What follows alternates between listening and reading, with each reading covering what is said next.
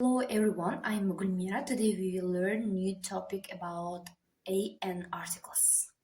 Salom do'stlar, men Gulmira va sizlar bilan bugun biz yangi mavzuyimiz A va N artikllari to'g'risidagi mavzuni o'tamiz. Tayyor bo'lsangiz, ekranga yaqin o'tirib oling va kanalning pastki tomonidagi podpisatsiya, ya'ni obuna bo'lish tugmasini bosib qo'ying. Demak, A va N artikllari nima? Article o'zi nima? Article bu ingliz tilidagi, ya'ni tarjimasi o'zbek tiliga olganda tarjima qilsa bo'lmaydigan, ya'ni noaniq article hisoblanadi. Demak, tarjimasi yo'q, lekin foydalanmasa xato hisoblanadigan narsa bu bizdagi ingliz tilidagi article. Ketdik. Demak, biz artiklni qaysi holatlarda foydalanamiz? Bunda biz, ya'ni sanaladigan otlar, for example, apple, pen, pencil, book. Shu otlarni olib keladigan bo'lsak, bular bizda ingliz tilida sanaladigan otlar. Ya'ni sanaladigan otlar hisoblanadi va biz bularning yonida a yoki n artiklni qo'llaymiz. Misol uchun, I have got a pen, I have got pencil, or you have got a pen. Ya'ni sizda ruchka bor. Men bunda ruchkaning yonida a artiklni qo'llayman. Lekin bu ruchka noaniq, qaysi ruchka ekanligi, qanday ruchka ekanligi noaniq, lekin men buni, ya'ni ruchkaning oldida qo'llashim shart.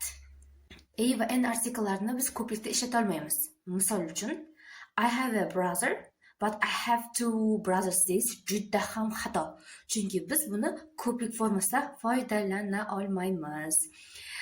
Endi keyingiga kelganimizda, ya'ni biz biror narsa haqida aniq ma'lumot berganda, kasblarni oldida va biror narsani, ya'ni haftasiga yoki oyiga biror narsani necha marotaba qilishimizni ifodalash tarzida ham foydalanar ekanmiz. Misol uchun, bir haftada 4 marta yoki haftasiga 4 marta.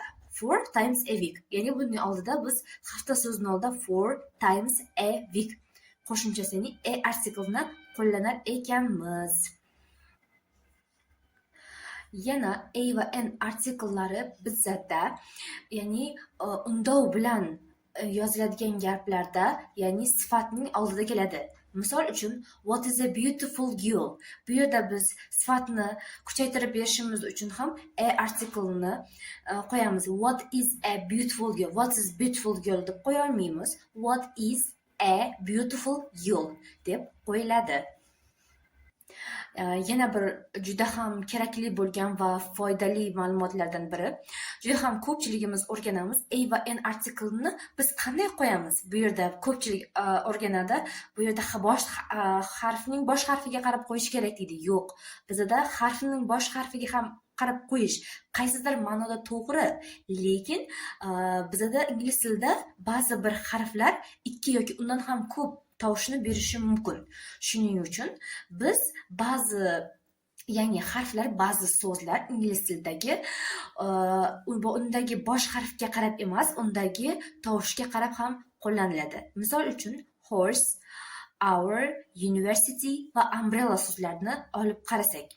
Misol uchun, hour, ya'ni soat so'zini oladigan bo'lsak, ya'ni vaqtni biz bildiradigan bo'lsak, hour so'z h harfi bilan boshlangani bilan biz bunga a artiklni qo'ya olmaymiz. Nega? Chunki bizda hour demayapmiz-ku, biz hour deyapmiz. Shuning uchun umbrella u harfi bilan boshlanyapti. Umbrella, misol uchun, university so'zimiz ham xuddi shu qoidaga bo'ysunadi. Qolgan so'zlarda biz avvalo harfning yoki undashligiga va tovushiga qarab turib A va N artiklni qo'llashimiz mumkin. Misolga olib qo'yadigan bo'lsak, xuddi o'zbek tilidagi o'xshab, ingliz tilida ham unli va undosh harflar bo'ladi. A, I, E, I, O kabi harflar bilan boshlangan bo'lsa, biz demak ingliz tilida N, qolgan barcha undoshlarga A artiklni qo'llashimiz mumkin, lekin boyagi qoidamiz esimizda turishi shart. Sizlarga darsim qiziqarli bo'lgan bo'lsa, juda ham xursandman. Keyingi darslarimizda ham yangi videolarni kutib qolishingiz mumkin.